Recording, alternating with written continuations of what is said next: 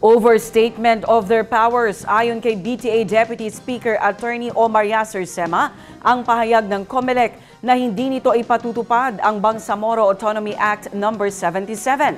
Ayon kay Deputy Speaker Sema, may karapatan anya si BARM Interim Chief Minister Abdul Rauf Makakwa na i-demand sa COMELEC na ipatupad ang nilagdaang batas. Narito ang dagdag na pahayag ng mambabatas sa usapin.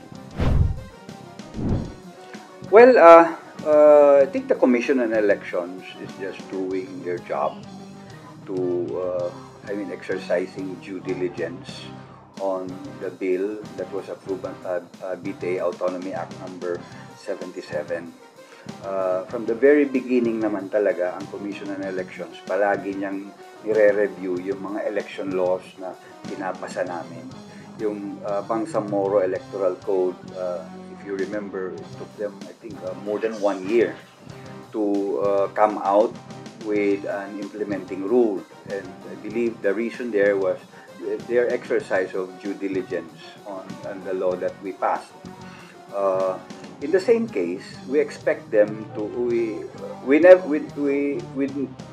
expected no less than that the amount of due diligence that they exercised on the previous law, yung Bangsamoro Parliamentary Electoral Code and yung the previous districting law. Yeah.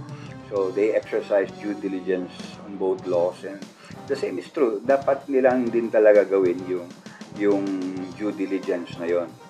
But to say that they will not implement it is somehow parang is an overstatement of their powers.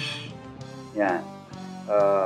They should not have said that they will not implement it. The least that they could have said, we will still review it. Yeah. Dapat yun ang sinabi nila.